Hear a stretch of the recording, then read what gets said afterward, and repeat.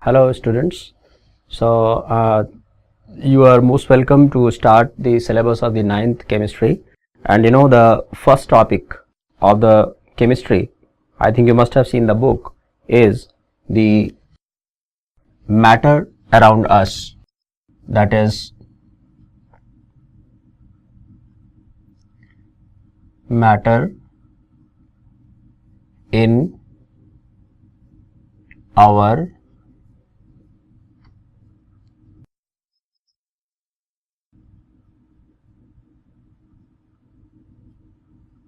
surroundings. So just realize the topic, the name of the topic, it suggests something. You are seeing a lot of things around you, and all of these things are the content of this chapter. So matter in our surroundings, the very curious question is that what are the constituent particles by which this matter is made up of. So just we have to discuss the very first the matter exactly. First of all, we have to understand the definition of matter itself, that what matter is. So dear students, anything which has the mass and which occupies a particular volume, that is called as matter. So anything that can be this pen also, this I myself also, you yourself also, there are so many things that you can see around you, all of them are the matter. So you know that this exists in various forms. There are certain things are gases, certain things are liquids, and certain other things are solids. But the common thing is that all these material things are made up of certain particles. Now how these particles are arranged, what is their physical nature, so that we have to understand in the next topic. So matter, you must have seen the matter definition, that anything which has the mass and occupies volume, that is matter. Now the physical nature of the particles of which it is made up of. So the next thing is the physical nature of particles. All of these particles are of, I would like to say that they are of the same physical nature, but only difference lies that the distances between them, only difference lies in their sizes and the force of attraction in between the particles. So just have the meaning of this physical nature of the particle. The particles can be the atoms, they can be the molecules, and also they can be the aggregation of,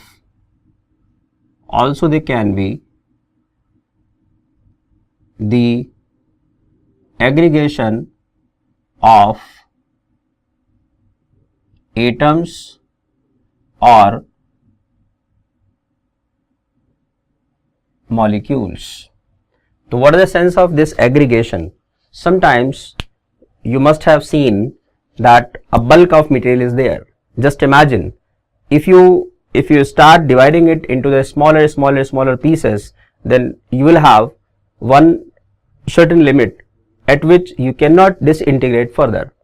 So that means the matter what we see, it is the aggregation of certain particles. Now how these particles are arranged, this is the very curious question that we all want to know, because the manner in which the particles are arranged, that decides that whether it will exist in the physical state of solid, or in the physical state of liquid, or in the physical state of gas. So now we are going to discuss the distance between the particles. Distance between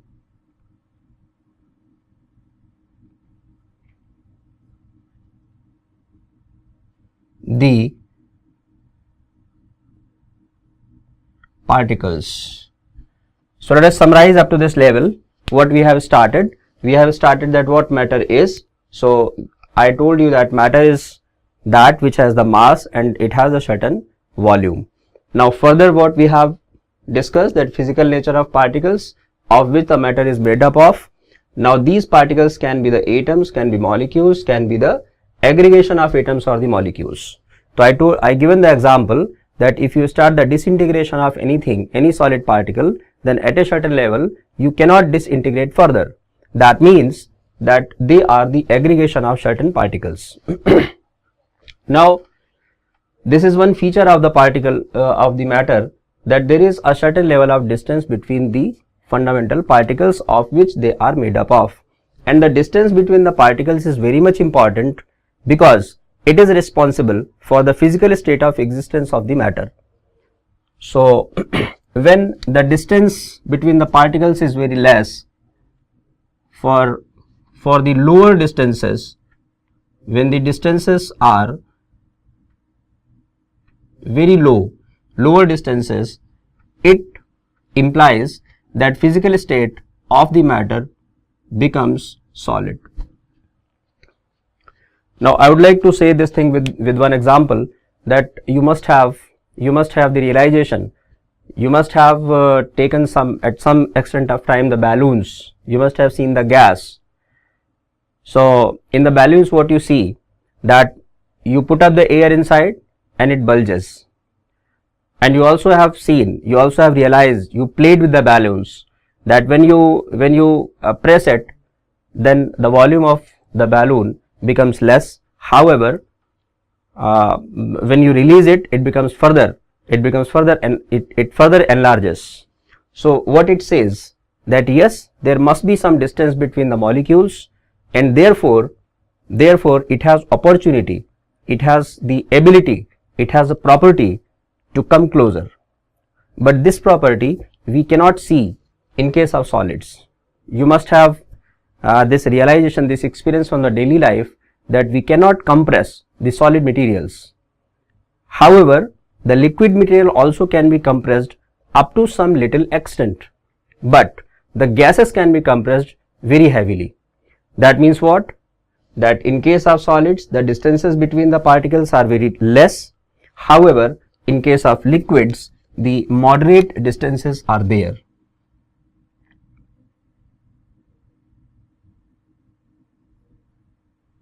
In case of liquids, the distances between the particles are the moderate. That means here they can be compressed more than that of the solids. Yes, it is true. At the same time, in case of gases, the distances between the particles are quite large, and these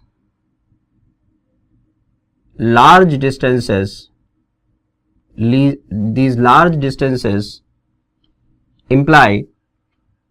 indicate that physical state of the matter must be gas. So this way you must have realized that distance between the particles is a very important feature of the matter, that decides that in which particular state it will exist, which particular state it will adopt. So now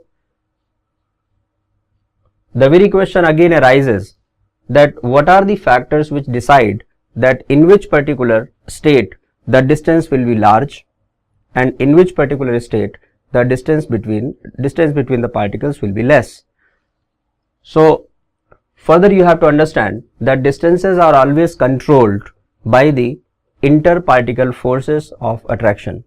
So that term is something new for you, that term is something enlarged, it is a lengthy term, that interparticle forces among the particles of which the matter is made up of. So inter means what?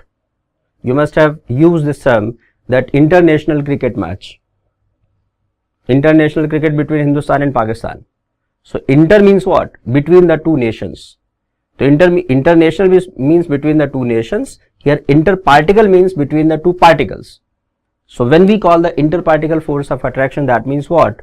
That this is a force which is in between the particles. So the distances here are are the function of the interparticle forces, and in case of matter, these distances are due to, they are governed by the interparticle forces of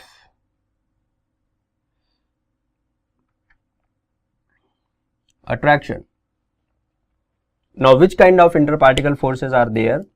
So, further you have to understand, you must have started thinking that what are the interparticle forces.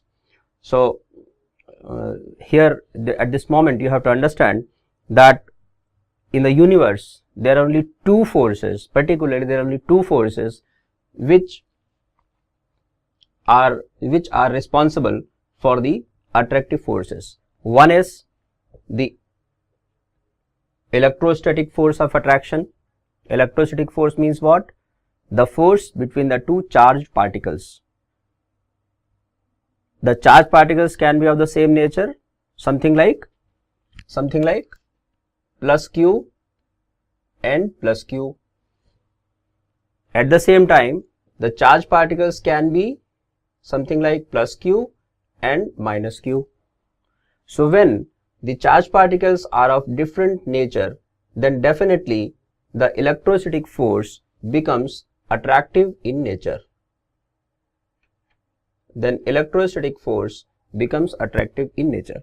So, that means what? That we are talking about the force between the two opposite natured particles, and then only the force of attraction will be over there. Otherwise, if this case you consider, then here the force of repulsion will be there. So, at this moment we are interested in the interparticle forces of attraction only. So, this is one thing. The another force which is present, which may be present here, that we call the van der Waals forces. So, this is again a new term for you, that what van der Waals force is. So, you did it. So you must have to understand van der Waals. Van der Waals is the name of scientist. We write it like van der Waals. Van der Waals. So, van der Waals forces are another type of forces which are also responsible for the force of attraction between the particles. So, when they arise and what is their nature, how they are different from the electrostatic forces. So, just here you have to understand that interparticle forces, I have told you that they are of two types. One is, the electrostatic force, and another is the van der Waals force. Van der Waals forces differ from the electrostatic force as they can be present even without any charge. You are looking here that here the particles are charged, but the van der Waals forces are something like the force of gravitation, which do not depend upon charges, whether charge is present or the charge is not present. Just I would like to give you an example to give the clear idea of the van der Waals forces. Let's say you have one particle like this of mass m1. Let's say you have another particle like this of mass m2. However, there is no charge, but still the force of attraction between these two particles will work, because you also know from the law of gravitation that always and always between any of the two masses a force of attraction works. So, here in chemistry for the micro level particles we do not use a term the force of gravitation, but this thing is covered in the van der Waals forces. How they act, how they work. So let's say the distance between these two particles is r. Let distance between these two particles is r, and let they don't have any charge. So in this case, the van der Waals forces will be directly proportional to m1, m2. What is the m1 and m2? m1 and m2 are the masses of the two particles divided by r to the power 6, where what is the r? This is the distance between the two particles. At the same time, van der Waals forces are also directly proportional to surface area of the particles. So while electrostatic forces are directly proportional to Q1, Q2 divided by r square, and they have no relation with the surface area, at the same time van der Waals forces are directly proportional to this and also directly proportional to the surface area. So here, dear students, you have to be very much clear that what van der Waals force is. You must have realization just beyond the notebook you are noting here, that or you listening the lecture, you must have the realization of the van der Waals forces. So I am citing one example here at this moment, that let you have n number of 1 gram iron particles. Okay, what you have?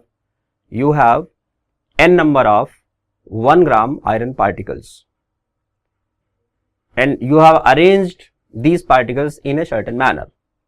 Now let in other instant you have n number of 1 gram balloons. Okay, and again you have arranged these n number of balloons in the same fashion as the iron particles are arranged.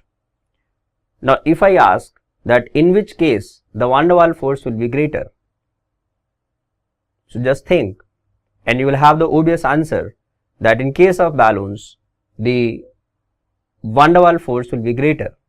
Why? Because in case of balloons, however this m1, this m2 are the same in both the cases, distance is also same in between both the cases, but the surface area of balloons is greater. So obviously in case of balloons, because of the greater surface area, the van der Waals forces will be greater. So this is the thought behind, and this is the difference between the van der Waals force of attraction and any other force of attraction, particularly the force of gravitation. Because you know that if you have to calculate the gravitational force, then surface area has no role. Whenever you calculate the gravitational force between any two particles, you always take the distance between their center of masses. So whatsoever the surface area is there, you are not concerned with.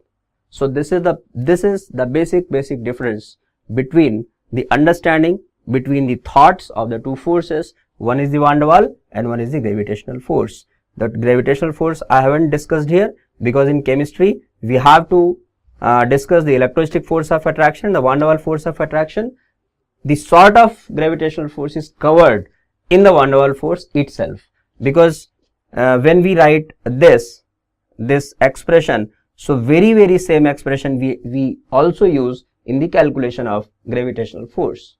Okay, so here at this moment the area of discussion is not the gravitational force. We are here to discuss the distance between the particles, then how this distance becomes different in different cases. So that is governed by the interparticle force of attraction. The interparticle force of attraction are of two types in the chemistry. One is the electrostatic force and one is the van der Waals force of attraction. And kindly note here at this moment again that van der Waals forces are never repulsive. They are never repulsive. Van der Waals force of attraction is always and always attractive in nature. However, the electrostatic force can be repulsive in this particular case that we have given you earlier. Okay, so now after having this discussion and after having the idea of the matter and their constituent particles, the distances and the force of attraction we have discussed. Now there are certain other properties, there are certain other features of the matter that is also influenced by this interparticle force of attraction. For example, you know that all the solids, let's say you have in your mind some metal. You know that if you heat it up, then at a certain temperature every metal melts. So this melting phenomenon of any of the metal is also governed by this particular feature, that interparticle forces of attraction. So are you able to understand this thing? Can you connect this thing with the melting feature? So just think for a few seconds, and perhaps you will find some connectivity in between the interparticle force of attraction and the melting. So you just think about the melting feature, melting behavior. What happens in the melting? One solid metal we heated it up, and at some particular temperature it melts, it becomes in a liquid state. So what is happening for the interparticle force of attraction? Then definitely, because we have studied already, so we can say that when the solid is converting into the liquid, that means the melting has been done. Then what we can say, that distance between the particles has become moderate, and if the distances are becoming moderate, then further what we can conclude that the interparticle force of attraction has been released. At least we can say released. We cannot say that interparticle force of attraction means vanished. It is not vanished. It is there, but in a lesser extent. In case of solids, the interparticle force of attraction was max because the distances are very less. So when the distances will be less, then definitely you know that r value will be less. So if the r value is less, then definitely the force of attraction will be larger. So that you have to understand very clearly. So we can say what melting is, what boiling is, in the terms of release of interparticle force. So that we will discuss in the next session, that what melting is and what boiling is and how it is affected by the interparticle force. So I think, have you got this all properly? And just think about, then we will start the next session. So okay guys and girls, thanks.